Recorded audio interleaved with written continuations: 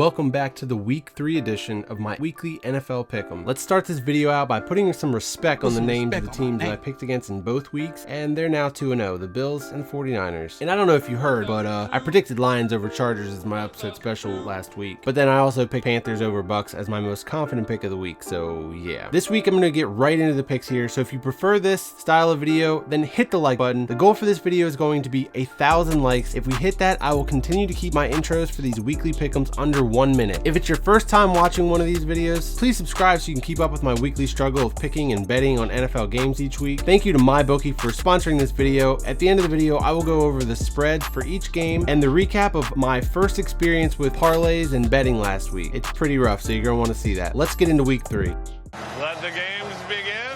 It feels like this matchup is always on Thursday Night Football, but at least it's no longer featuring those diarrhea color rush jerseys the Jaguars wore. The Titans let me down last week and couldn't sustain that alpha status in the division at home against the Colts, who continue to own them even without Andrew Luck. Marcus Mariota is probably the guy we should be pointing the finger at here because he was really average. The play calling didn't seem like it was great in the key moments, but just way too often, Mariota will bail on the pass when he's under the slightest pressure and fall into the sack Eli Manning style, or worse, fumble the ball while getting sacked. I saw countless times that he had a check down pass that he just refused to take, and it's probably the reason that Delaney Walker didn't have as big of a day as he should have. This Jaguars defense has the pieces to continue to pressure Mariota and make him choke, but they'll probably be too busy chasing Derrick Henry on some more 99-yard touchdown runs. I loved what I saw from Gardner Minshew and hope that the Jaguars have found themselves a quarterback steal in the 6th rounder, but he really has to focus on maintaining possession of the ball. That's his first extended NFL action, so he's got some room to improve there, but he was just overall way too sloppy and put the ball in the turf way too many times. If there wasn't so much dysfunction going on with the Jaguars right now, I'd be able to pick them with confidence here, but I'm reluctantly picking the Titans to rebound because the AFC South is a circle of rivalry ownership, and while the Titans are owned by the Colts, the Jaguars, they're owned by the Titans. Titans win 2017.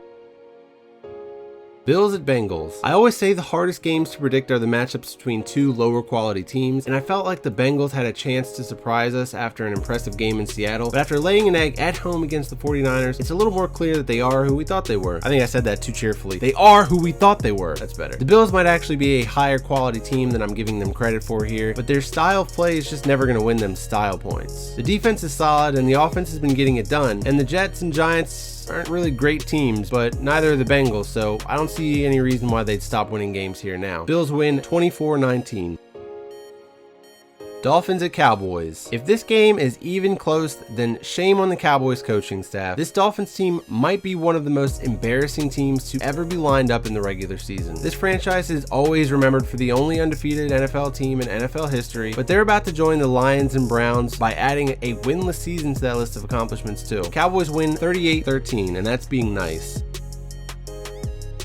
Broncos at Packers. The Broncos got robbed by the refs, by the league, by whoever you want to blame it on. If we're reviewing pass interference these days, then we should be reviewing roughing the passer too. And I get it, the NFL wants to take care of its quarterbacks, but look around, it's not helping. This is a brutal sport, and when players abide by the strict rules and hit with the proper form, they don't deserve to be penalized, or worse, cost their team the game. Alright, rant over. Packers, they looked great early on versus the Vikings, but then the offense crawled into a shell and refused to score anymore. I thought I was about to roll in my fantasy league game where I have a Aaron Rodgers, Devontae Adams stack. In fact, that first quarter of this Vikings game is the only time we've seen this Packers offense really do much of anything, to the point where Aaron Rodgers was already chirping at his new head coach. Now, Joe Flacco and that Broncos offense actually cleaned things up and made the plays necessary to win against the tough Bears defense. Even though I didn't get credit for the Broncos pulling the upset win in the pick'em, I did say last week that the altitude in Denver would affect the Bears as the game progressed, and they were getting gashed in the 4th quarter. That was such a devastating loss that it's going to be tough to go on the road and bring that same kind of energy. Plus, that Broncos defense isn't facing Mitch Trubisky this week. Packers win 17-10.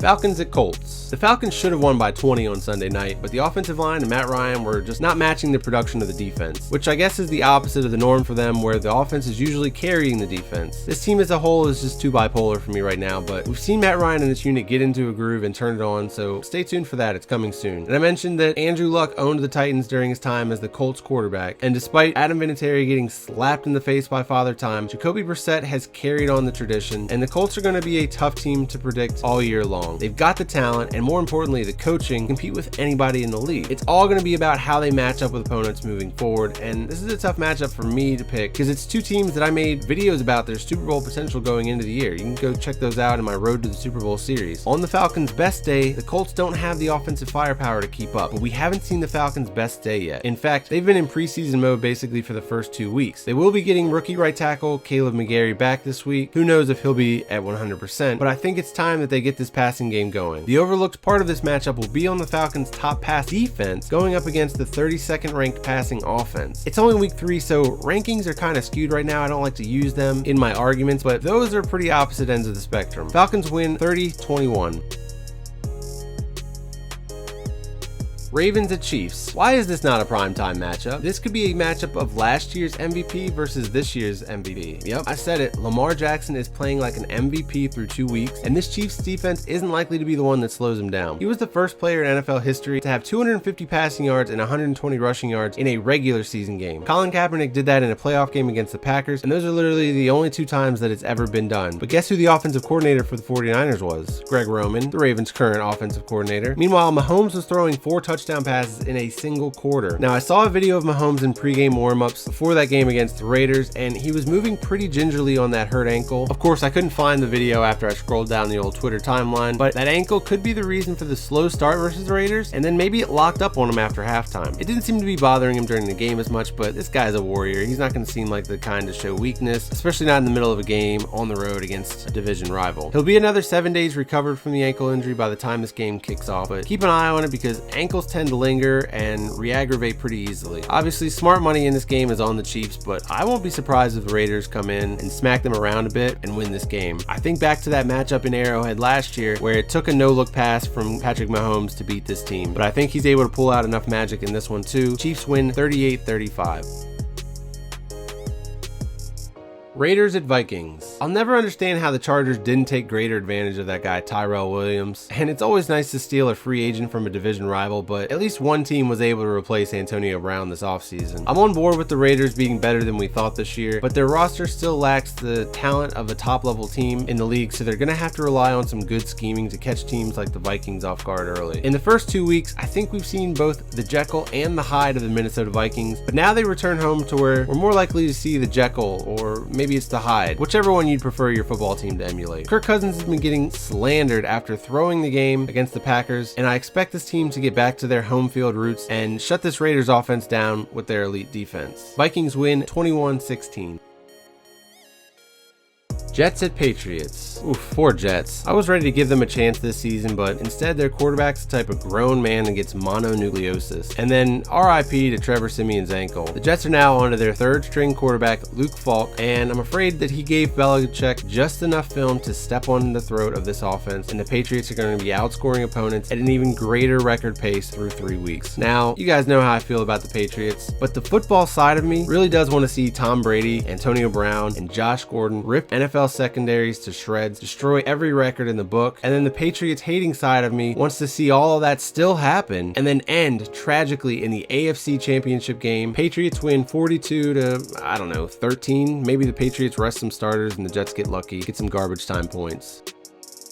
Alright, I figure if you're this deep into this video, you're probably part of the weekly pick'em. If you're not, there's a link in the description below. You can go ahead and join the group. We are on ESPN's Pigskin Pick'em. We've got over 350 people in the group already, which is awesome. Our group rank is 241. That's amazing, guys. There's so many fan groups of teams and stuff like that. We're crushing it here. I went ahead and deactivated the worst week being dropped. See how these are all bunched weeks 1 to 5? After week 5, I will turn that back on. But until then, I'd like for us to be able to see who's ranking the highest based on multiple weeks, because it was already trying to cancel out your lowest week right now. But until we get to week 5, let's go ahead and we'll just keep that off and then I'll turn it back on. Remember, the winner of the overall Pigskin Pick'em this year will get a $100 NFL Shop gift card. I finished with 11 wins again this week. Seems to be my lucky number, and I am actually ranked 20th in the group, which is pretty awesome. I'm pretty excited about that, getting 93% of the picks right. We have a 4-way tie though in the group for the overall leader. We've got Yami 2014, Dean, Dan Dingo, V-Hud's Official, and Elinho. I think I got that right. Last week we had 5 people in the group get 13 games right. Team Cody, ESPN fan, blah blah blah blah blah, CK to Boom Boom, Yammy 2014, and Kid Tay Butta 782. Where do you guys come up with these names, man? I swear. But yeah, that is the current update on the weekly pick'em. Let's jump back into these picks.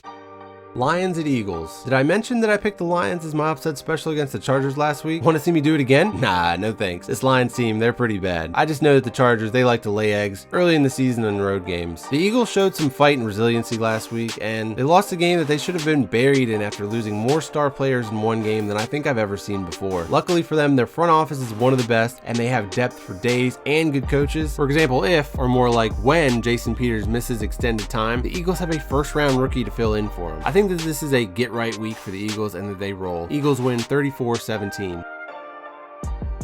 Panthers at Cardinals. Guys, I'm not so sure Cam Newton's got it anymore. I was concerned about the shoulder going into the season, and it looked okay at first. Even Troy Aikman was trying to reassure us during the Thursday Night Football game, claiming that he wouldn't have been able to throw that with such velocity if there was something wrong. But he's lost any kind of resemblance of accuracy that he had developed as an NFL quarterback. Now he just looks like a juiced up Uncle Rico. Either he's not healthy, or the shoulder's made of glass, and then that's why we're not seeing Cam run around and he's turned into a pocket passer that can't even QB sneak it anymore. It's crazy because it feels like just yesterday that I remember seeing Cam make his first start in this Cardinals stadium. Now he goes back to the desert to play a Cardinals offense that's catching teams by surprise with their ability to move the ball. And they're doing it through the air. Kyler Murray actually joins Cam Newton as the only quarterbacks in NFL history with at least 300 passing yards in each of their first 2 career games. And to go along with those 657 passing yards, Kyler Murray is also contributing 17 yards rushing. Wait, that doesn't sound right. Well, it is right. Cardinals have been making magic happen through the air with this tiny little quarterback, and he hasn't even fully unleashed his legs yet. Picking the Cardinals is easy for me here because it's a win-win. Either Kyler Murray pulls through and takes the torch from Cam and puts on a great performance for us, or Cam Newton responds to the critics from this past week and shows that he is not in fact a shell of his former self. If this is the ceiling that we're going to see from Cam this year, hopefully in the offseason he can link up with Tom Brady and get on that TB12 diet. But until then, Cardinals win 27-24. Giants at Buccaneers. Jameis Winston looked a lot better in his second game in the Bucs' new system, especially in comparison to Cam Newton. I have a feeling that Bruce Arians hasn't really unlocked this offense yet, and we're going to see an explosion of production pretty soon. At least every fantasy team that I have OJ Howard is desperately crying for some production. But Bruce Arians, he's a pretty deep level thinker, and I could see him taking a slow approach to the season to humble not only Jameis Winston, but everyone on this offense. If there's a team to fix your offense, it's this Giants team. The wild card in this matchup will be Daniel Jones getting his first start, as we say goodbye to the Eli Manning era. But due to all the health concerns surrounding the pass catchers on this team, I'm gonna have to assume that Daniel Jones' first start will be like many quarterbacks making their first start in the NFL, and that's typically with a loss. Bucs win 31-20. Texans at Chargers. The Texans got lucky that they didn't lose to a 6th-round rookie quarterback making his first start that showed up to your house looking like this. They were literally inches away from losing this game and honestly should be ashamed of themselves all around. Now they've got to go on the road and try to protect Deshaun Watson against this Chargers pass rush of Joey Bosa and Melvin Ingram. I'd be surprised to see another stinker from the Chargers, and I'm finding it hard to trust the Texans in games against quality opponents. Chargers win 29-28.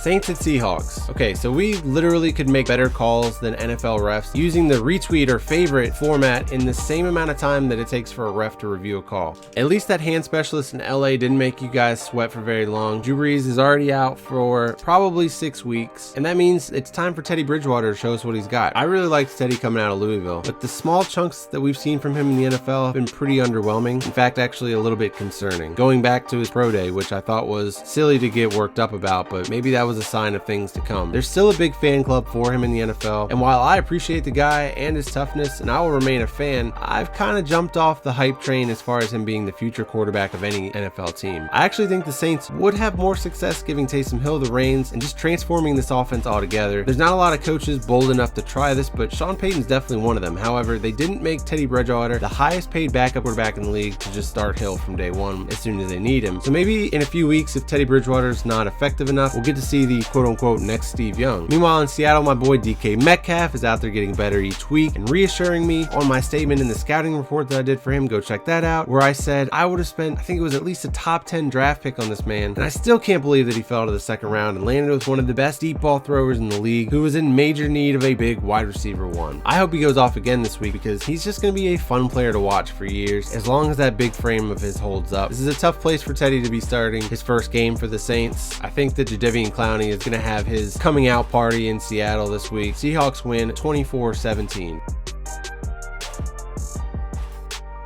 Steelers at 49ers. Who would have guessed that an elbow injury would be the thing that got Ben Roethlisberger in the end? I honestly expected to see him come back into that game like he always does, and I was shocked to hear that he'd missed the rest of the season. But now Mason Rudolph gets a legit chance to show what he's got, and he looked good against the Seahawks and kept them in the game. And after trading a first-round pick for Minkah Fitzpatrick, the Steelers must think that they're still in this thing. Maybe they try and shift to a defensive, run-heavy team, you know, like classic Steelers teams, or maybe they just realize that this is a top-level talent at a position that they haven't been successful in drafting in like forever, so they figured it would be worth trading a potentially top 10 pick for a guy that whined his way out of South Beach because Marquise Brown torched him a couple times in week 1. Well, guess what, Minkah? Now you get to play Marquise twice a year and 2 more times this season. Sorry, I wanted Minkah on my team, so I'm a little salty. 49ers fans, I apologize for not taking this team seriously enough in these first 2 weeks. It's always a challenge to predict games when 2 below average teams face off.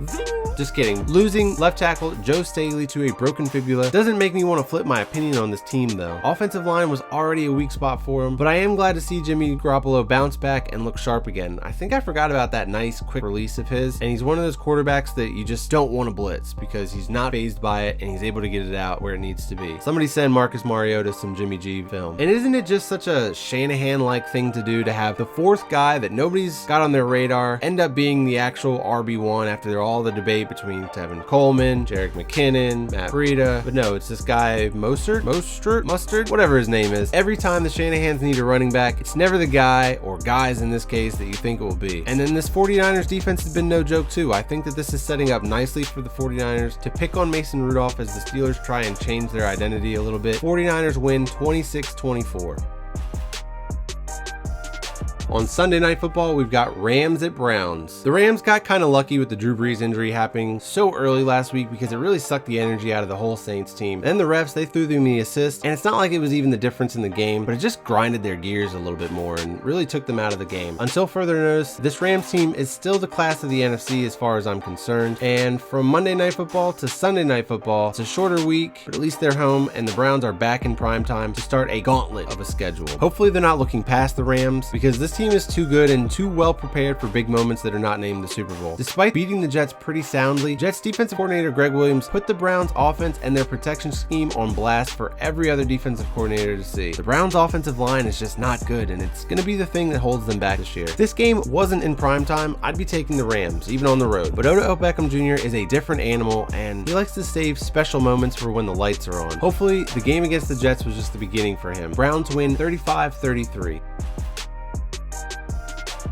And then on Monday Night Football, we have Bears at Redskins. The Bears, they got away with one in Denver. I already talked about that one. They didn't deserve the win, and they should be concerned about this team starting from the top. Matt Nagy is having a sophomore slump as a head coach, and I could see him relegating play calling duties by the end of this year if this offense doesn't get fixed. I'm not going to dump on Trubisky any more than I already have here, because really what more can be said at this point. But the Bears are looking like a one-hit wonder right now. The NFL blessed them with a 1-1 start, which statistically is a much easier hole to climb out of than 0-2, so there's that silver lining. Oh, and I guess it was a good moment for the kicker. But as far as the Redskins go, despite his limitations, Case Keenum's actually a pretty effective backup quarterback, and any team would be happy to have him on their roster. But only as a backup. He doesn't take sacks, he's pretty safe with the football, but if you want to know why the Redskins haven't started Dwayne Haskins yet, this matchup is probably the earliest hurdle that they wanted to get past before throwing the rookie into the fire. Facing Khalil Mack on a Monday Night Football game when your left tackle is holding out for a trade or whatever it is, it's just not an ideal scenario. Not for your first start, your second, or even your third start. However, if this thing gets out of hand, I could see Redskins management forcing Jay Gruden to play the rookie late in the game to spark the offense, because, you know, that's just the type of thing that they do over there. I'm going with the Bears here, but I don't feel good about it. It's only because the Redskins backup quarterback has fewer weapons than the Bears backup starting quarterback. Bears win 20-10. And now time to throw out some bets. I'm gonna go over each game real quickly using the spreads listed at mybookie.ag. I got a link in the description. You can use my promo code NFLRT. That will get you double your money of your first deposit. So if you deposit $100, they're gonna give you another $100. You come away with $200, put down on some games, or maybe you wanna do a slow play and go ahead and throw some money on your favorite team for the Super Bowl. Last week, I tried a parlay for the first time. Like I said, I'm pretty new to this stuff, so bear with me as we kind of learn this stuff together. Let me know in the comments if you're making some bets, which bets you're making. Last week, I did a parlay and I lumped in all of the primetime games, including my upset special of the week game. And you know what's crazy is I actually won the Lions game, the Falcons game, and the Browns game. But those weren't even intense moments for me because my parlay was over after the Buccaneers upset the Panthers on the road. Those are the risks, I guess, in betting this early in the season because I had my hesitation and reservation about Cam Newton going into the year and his shoulder, and I should have paid closer attention to that Rams and Panthers game. I just saw that it was close and assumed that Cam played well. That's on me. I've got to do a better job of keeping up with how guys are actually playing. So this week I went back and rewatched the condensed versions of every single game on NFL Game Pass, and I feel a lot better about these picks this week. So I'm looking to make sure that I top 11 points altogether, and then maybe even make some better, smarter bets here and win myself some money. But yeah, once again, shout out to MyBookie. Like I said, I have a link in the description. If you follow that, let them know I sent you. I would greatly appreciate you going in, throwing down some money, getting that double money bonus back from them, using my promo code NFLRT. Make some bets because they're the ones making this weekly pick'em happen this year, because otherwise I don't know if I'd be able to afford the time to get these done each week. All right, let's get into these spreads, and I'm gonna make some bets on the fly, and then I'm also going to wait until Thursday to actually make these picks officially, and then I'll probably make some bets on Sunday morning so that I've got a little bit more time, because it's different when you're just playing a weekly pick'em group with your YouTube squad compared to actually throwing money at these games. I don't want to pick them too far in advance where injuries, things can change to sway my decision. Like last week I picked the Giants to beat the Bills, and then I heard the Giants had no receivers left Sunday morning. I definitely would have changed it, but I like to stay true to what I pick in the video and not change it just because of some injuries here and there. But that was one where it definitely seemed like the Giants were not going to be able to get it done with literally just Saquon and Evan Ingram back there. But yeah, let's get into this week. First up on Thursday Night Football, the Titans are 2-point favorites over the Jaguars, and my score prediction was 20-17, which is a 3-point difference, so that's pretty close. I will be taking the Titans -2 in my primetime parlay, but this is a risky one. Next up, the Packers are 8-point favorites over the Broncos. 8 points seems like a lot considering that this is going to be a pretty low-scoring game. I think the Packers' strength nowadays is in fact going to be their defense, at least until their offense gets things figured out, which I'm sure they will eventually. There's just too much talent around Aaron Rodgers for that offense to be struggling to the degree that it is. My prediction on this was 17-10, so that's pretty close. I don't know if I'm touching that one, guys. Next up, Lions versus Eagles. They're giving the Eagles 6.5. I honestly think that you can take this. I think that this is a pretty safe bet in the fact that the Eagles are going to be ready to sort of steamroll the next team in front of them. Hold off though and make sure that they're going to have a full squad, or at least a majority of their players playing. I don't know how many of those injuries were long-term injuries compared to just missing the rest of that game, but I'd feel pretty confident about the Eagles beating the Lions by more than a touchdown. Ravens at Chiefs. Chiefs are 7-point favorites. That seems like a lot considering these are basically two of the elite teams thus far through 2 games. I had 38-35, so a 3-point difference, but still in favor to the Chiefs. This could end up being a back and forth game where it's only touchdowns being scored. I think that the Ravens defense is a little bit better. This is a risky one, but if you're feeling bold, I would definitely take the Ravens +7. Bengals at Bills. The Bills are 6-point favorites at home. That makes sense. I don't expect the Bills to really ever be blowing people out, so 6 points sounds about right. But if you want to bet on teams like the Bengals and Bills, then you're just a wild dude, because that seems real risky. Falcons at Colts. The Colts are 1.5-point favorites. I'm taking the Falcons +1.5 all day, man. I don't think that the Colts are going to be able to keep up with the Falcons. I don't think that the Colts defense is as good as previous 2 defenses that the Falcons have had to face. And hopefully, you know, third time's a charm. They really get this offense rolling rolling and things start clicking for them. I might have to add that one or throw some money down on that one, but I'm going to stay tuned and wait and make sure that everybody for the Falcons is healthy. Then we've got Raiders at Vikings, and the Vikings are 8-point favorites. This has potential to be a blowout, so 8 points might not be that unrealistic, but I don't know. With what I've seen so far from the Vikings being so hot and so cold, and then they win a game where Kirk Cousins throws for 10 passes, and then they lose a game where they need him just to score a touchdown in the last 5 minutes of the game and he throws a pick. I can't trust him, so I'm not touching that one. All right, Jets versus Patriots. The Patriots are 23.5-point favorites. To me, that seems ridiculous. The Jets are not the Dolphins. Yes, they're going to be starting a third-string quarterback that was on their practice squad, but they actually have some defensive talent. The Patriots are a really good team, don't get me wrong, but to assume that they're just going to be a division rival by 24 points is a little absurd. But there's something about that big number that really just scares me away. I wouldn't touch these games because they feel like a trap. Speaking of Dolphins and Cowboys, same thing. 22 points is a lot, but this team now is one of the worst in NFL history. Their roster is just completely devoid of talent. The Cowboys all of a sudden had some injuries crop up on offense and defense, so they might not be as sharp, and they could be looking past this team and maybe slip up or not come out as sharp as they have been. But yeah, I feel way more comfortable taking the Cowboys by 22 than the Patriots by 23.5. Giants at Buccaneers. This one the line probably changed here with Daniel Jones being announced. The Buccaneers being a 7-point favorite seems fair to me. I think I would take the Buccaneers -7 here because rookie quarterbacks tend to lose in their first game, and losing by one possession by a touchdown makes about sense. In fact, my prediction for this game was an 11-point game, so take the Buccaneers -7 here. Saints at Seahawks.